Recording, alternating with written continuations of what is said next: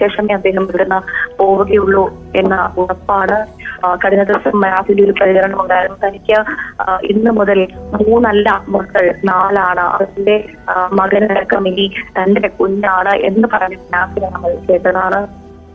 അർജുന്റെ കുഞ്ഞിനെ തന്റെ മക്കൾക്കൊപ്പം താൻ വളർത്തുമെന്ന് അദ്ദേഹം പറയുന്നു. എല്ലാ കാലവും അർജുന്റെ മാതാപിതാക്കൾക്കൊപ്പം ഉണ്ടാകുമെന്ന് മനാഫ് പറയുന്നു. അത് മാത്രമല്ല, അന്ന് മനാഫ് പറഞ്ഞൊരു വാക്കുണ്ട്, തനിക്ക് ഈ ലോറിയിൽ വേണ്ട, അർജുന മാത്രം മതിയായിരുന്നു, അതിനാണ് ഇത്ര കാലം ഞാൻ കാത്തിരുന്നത് എന്ന് മനാഫ് പറഞ്ഞത് നമ്മളൊക്കെ വേദനയോടുകൂടി നമ്മളൊക്കെ കേട്ടതാണ്. എന്തായാലും മനാഫിന്റെ കൂടി ദൃഢനിശ്ചയത്തിന്റെ ഒരു ഭാഗമായിരുന്നു അർജുന്റെ തിരിച്ചു വരവ്, അല്ലെങ്കിൽ ചേതനയെങ്കിലും അർജുൻ ഈ മണ്ണിലേക്ക് തിരിച്ചു വന്നത് മനാഫിന്റെ കൂടി ദൃഢനിശ്ചയത്തിന്റെ ഭാഗമായിരുന്നു എന്ന് നമ്മൾ എടുത്തു പറയണം. ഈ കുടുംബത്തിന്റെ ദൃഢനിശ്ചയത്തിന്റെ, ഈ നാട്ടുകാരുടെ, മലയാളികളുടെ ദൃഢനിശ്ചയത്തിന്റെ ഭാഗമായിരുന്നു എടുത്തു പറയണം. എന്തായാലും ഇതുപോലൊരു കാഴ്ചയ്ക്ക് മലയാളക്കര സാക്ഷ്യം വഹിച്ചിട്ടുണ്ടാവില്ല എന്ന് 100 വട്ടം നമുക്ക് ഉറപ്പിച്ച് പറയാം. കാരണം അത്രമാത്രം ഒരു സാധാരണക്കാരന്റെ മരണത്തിൽ വിലപിക്കുന്ന നാട്ടുകാരെ ആണ് നമ്മൾ ഇവിടെ കാണുന്നത്. വിങ്ങിപ്പൊട്ടുന്ന നാട്ടുകാരെയാണ് നമ്മൾ കാണുന്നത്. അത്രമാത്രം അർജുനെയും അർജുന്റെ കുടുംബത്തെയും ചേർത്ത് പിടിക്കുന്ന ആളുകളെ നമുക്ക് ഇവിടെ കാണാൻ സാധിക്കും. ഇപ്പോൾ നമുക്ക് ദൃശ്യങ്ങളിൽ കാണുന്നു എന്ന് കരുതുന്നു. അന്ത്യകർമ്മങ്ങൾക്കുള്ള ഒരുക്കങ്ങൾ അവിടെ പൂർണ്ണമാവുകയാണ്. ചടങ്ങുകൾ പൂർത്തീകരിക്കേണ്ട കർമ്മി അവിടെയുണ്ട്. അദ്ദേഹത്തിന്റെ നേതൃത്വത്തിൽ ഹിന്ദുമത ആചാരപ്രകാരമുള്ള ചടങ്ങുകളാണ് ഇപ്പോൾ നടക്കുന്നത്. ആ ചടങ്ങുകൾ നടത്താനെങ്കിലും അർജുനെ ബാക്കി കിട്ടിയല്ലോ എന്നുള്ളൊരു സമാധാനമാണ് ഈ കുടുംബത്തിന് ഉള്ളത്. എന്തായാലും ആ ചടങ്ങുകൾ സമയത്തിനകം 12 മണിയോടുകൂടി തുടങ്ങുമെന്നാണ് മനസ്സിലാക്കുന്നത്. ഇപ്പോഴും അർജുനായുള്ള പൊതുദർശനം തുടരുകയാണ്. ഒരു ലോറിയുമായി പോയി ജീവിതം കരയ്ക്ക് കയറ്റാൻ വളയം പിടിച്ച ഒരു ചെറുപ്പക്കാരനാണ് നമ്മളെ വിട്ടു പോയത്. ഈ യാത്ര അർജുൻ ഇപ്പോഴും ഈ നാട്ടുകാർ ആഗ്രഹിക്കുന്നത് അവനോട് യാത്ര പോയതാണ്. അവന്റെ വേണ്ടപ്പെട്ടവർ, അവന്റെ സുഹൃത്തുക്കൾ, അവന്റെ പ്രിയപ്പെട്ടവർ ആഗ്രഹിക്കുന്നത് അന്ന് പോയതുപോലെ ഒരു യാത്ര പോയതാണ് അർജുൻ. അവനൊന്നും സംഭവിച്ചിട്ടില്ല. അവൻ യാത്രയിലാണ്. അല്ലെങ്കിൽ അവൻ ഏറ്റവും കൂടുതൽ ഇഷ്ടപ്പെടുന്ന ജോലിയാണ് വാഹനം ഓടിക്കുക എന്നുള്ളത്. അപ്പോൾ അത്തരത്തിൽ അവന്റെ ഇഷ്ടപ്രകാരം അവനിങ്ങനെ യാത്ര ചെയ്തുകൊണ്ടേയിരിക്കുകയാണ് എന്ന് ആഗ്രഹിക്കാനാണ് ഈ നാട്ടുകാർക്ക് ഇഷ്ടം.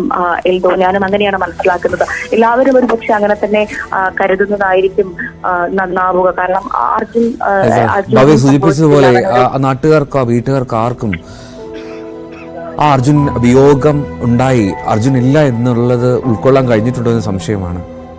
എത്രമാത്രം ആളുകളാണ് ആ ഇടുങ്ങിയ വഴിയിലൂടെ, നേരത്തെ ആംബുലൻസ് ആ വഴിയിലൂടെ കടന്നു വന്നപ്പോൾ വലിയൊരു ജനസഞ്ചയമായിരുന്നു പിന്നിൽ അനുഗമിച്ചുകൊണ്ടിരുന്നത്. അതിപ്പോഴും തുടരുകയാണ്. ഇപ്പോഴും ആ വീട്ടിലേക്ക് ആളുകൾ എത്തിക്കൊണ്ടിരിക്കുന്നു. ഇപ്പോൾ ഭവ്യ പറഞ്ഞതനുസരിച്ചാണെങ്കിൽ 12 മണിക്ക് തന്നെ സംസ്കാര ചടങ്ങുകൾ ആരംഭിക്കണമെന്നാണ് കരുതുന്നത്. പക്ഷേ അത് എത്രത്തോളം യാഥാർത്ഥ്യമാകും, സാധ്യമാകും എന്നുള്ളതാണ്. കാരണം അത്രമാത്രം ആളുകൾ സ്നേഹത്തോടു കൂടി അർജുനെ ഒന്ന് കാണാൻ അവിടെ കാത്തു നിൽക്കുമ്പോൾ അവരുടെ സ്നേഹം എങ്ങനെ കാണാതിരിക്കാൻ കഴിയും?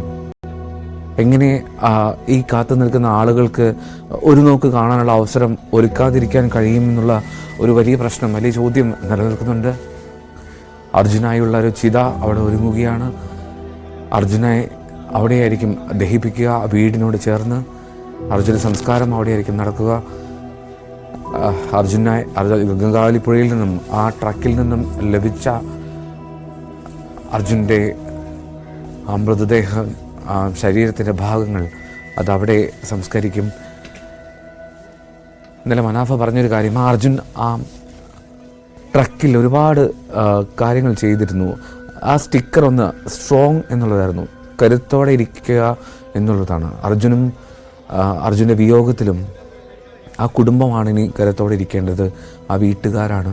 ആ കുഞ്ഞിനെ കരുത്തോടു കൂടി വളർത്തുക, ആ സ്നേഹത്തിൻ്റെ ഒരു കൈനീട്ടം അത് നമുക്ക് ആ കുടുംബത്തിന് നേരെ നൽകാം.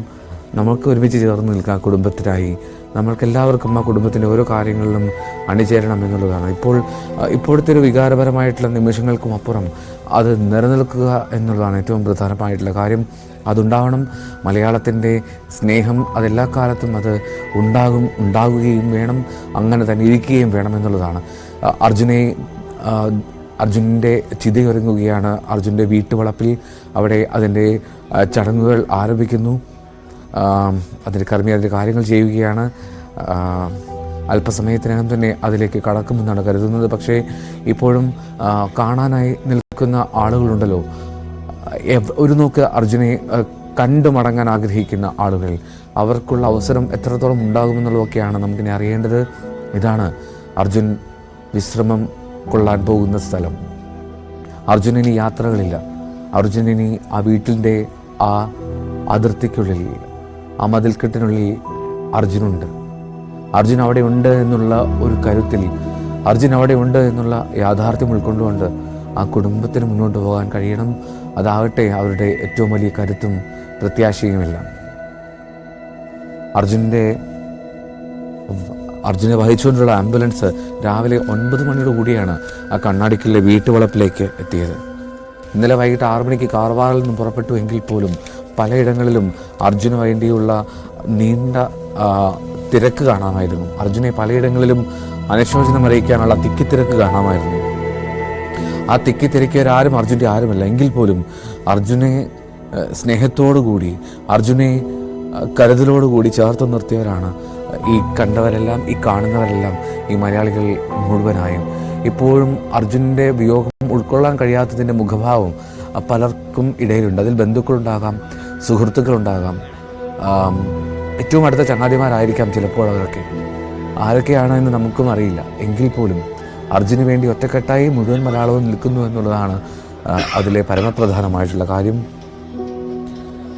അർജുൻ്റെ ലോറിയുടെ ക്യാബിനിൽ നിന്നും കണ്ടെത്തിയ ആ മകൻ്റെ കളിപ്പാട്ടം, അത് ലോറിയായിരുന്നു.